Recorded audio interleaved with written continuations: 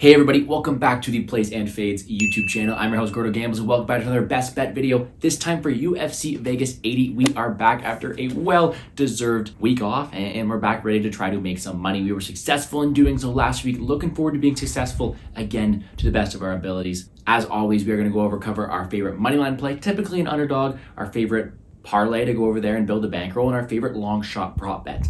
I have a decent amount of volume on this card, so maybe I'll throw in another bet or two. So make sure to like button down below, subscribe to the channel. As always, this is sponsored by Coolbet. Make sure to check out their odds there. They should be associated with the pictures I pull up throughout the rest of the video as well. That beautiful interface you're seeing is from Coolbet right there. So check them out. Links in the description down below.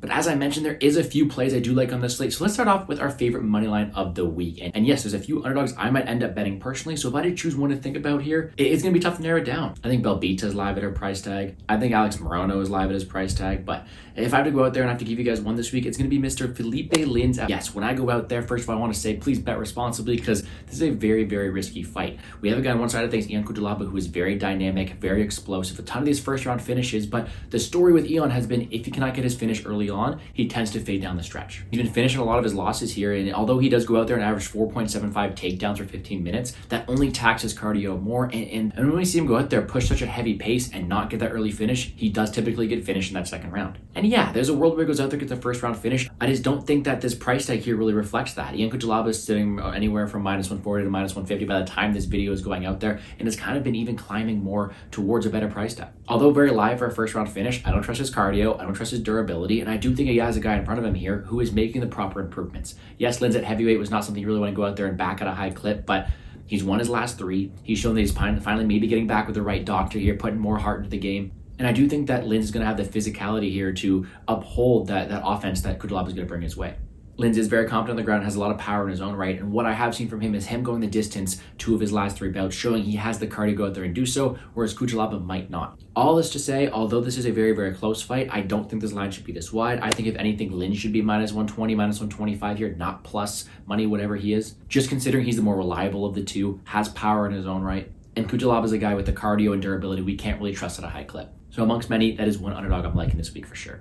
Moving on towards our bankroll builder, our parlay of the week, and there's a few ways we could go. First of all, I'd like to mention that a prop bet I do really like this week is Revolting by Violence. That is the Orochi Lang versus Johnny Munoz Jr. fight doesn't go the distance. That is another leg you could look at going towards. I'm personally betting it straight. There's a little tidbit there, but in terms of finding a way to parlay this week, there's a bunch of legs I do think hit at a decently high clip. We're just going to keep it simple. Let's just go 2, maybe even 3 to make the lines even better. Money line pieces, starting off with the sloppy women's MMA fight here in Kanako Murata. And yes, I love betting Vanessa Demopoulos. I have it at a very high clip, and I even said in my own video, sometimes you don't want to bet against Vanessa because of how durable and how much heart she has. But flip side of things here, I do think Murata has a very good stylistic matchup here, a phenomenal wrestler, and she has the ability to go out there and neutralize Demopoulos' attack from top position. Demopoulos has a horrible takedown defense, can be held there, and even on the feet, Murata is pretty sharp and has cardio to go out there and contend. The main reason I like her here is that clear path to victory, considering how much damage Demopoulos takes, how easy she is to be hit, as well as that clear ability to be held down on the ground and controlled. I think Murata goes out there, it makes her look pretty good doing so. If you have the -3.5, that's also a good way to cover it because I do think she dominates Demopoulos here. Next leg, again, not a lock. Again, bet responsibly, but Joseph Pyfer, -425. He's someone I am liking here. He's in the co-main event here. They're not putting Alisson here in the co-main event. It's Joseph Pyfer. They love him. He's a cash cow for the UFC, big hype name. Dana White loves him.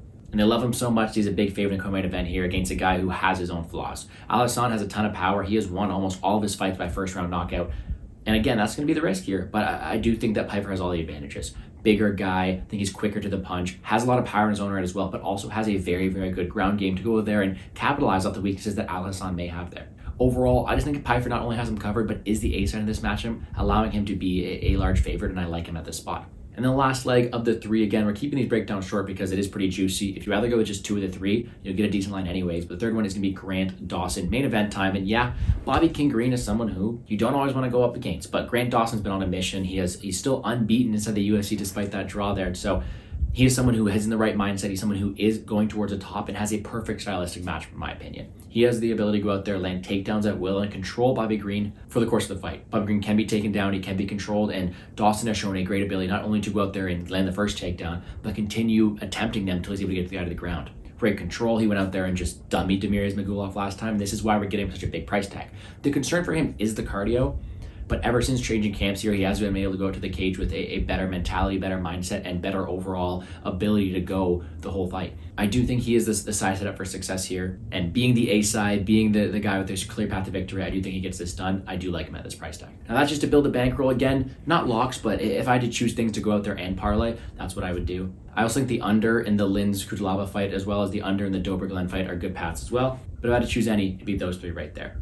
Last but not least, for our long shot props of the day, let's give you two. First of which being another underdog I like here. Let's get Alex Morono by decision. And yes, Buck has a ton of power. He's going to be scary throughout the whole fight. But I do think Morono in this matchup is someone who's going to be quicker to the punch, has the ability to mix in takedowns, and has shown a good ability to win minutes. I mean, the guy could very easily be 6-0 in his last 6, and he has the ability to go out there and put a statement win, and we're getting this at a very good plus money number. I do think that there's a multitude of ways this fight could go, and it's a very close one, but I do think this line is so wide for someone who I see having more minute winning equity. Buck may be the better athlete, but I do think Morono has the ability to steal rounds with takedowns, be quicker to the punch, and win optics that regard. I don't mind that play at these odds. And then the next one, better odds here, is going to be Bill Algeo round 3. Hernandez is kind of similar to Kutalaba, a guy who gasses out, who has been finished in the second round before, and I do think that Algeo is a guy who has incredible cardio and the ability to wear him down the stretch. It's very conceivable that you have Hernandez go out there, wins round 1 and 2, and it's up to Algeo to go out there and win the fight, being able to do so in round 3. He has good jiu-jitsu, good power, good volume, and I think he has a clear cardio edge, especially with Hernandez coming down to 145.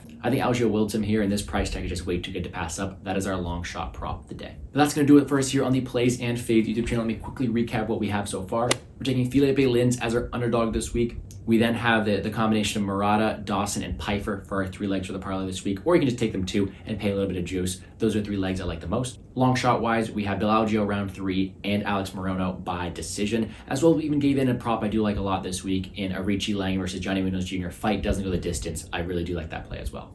But once again, that's going to do us for here in the Plays and Fades YouTube channel. Make sure to check out CoolBet using the link down below. Be sure to also hit the like button down below, subscribe to the channel, show some love. I have a full card betting and DFS breakdown already live on the channel, so be sure to check that out. I appreciate you guys for tuning in. Well, everyone enjoys the fights. Let's make some money, guys.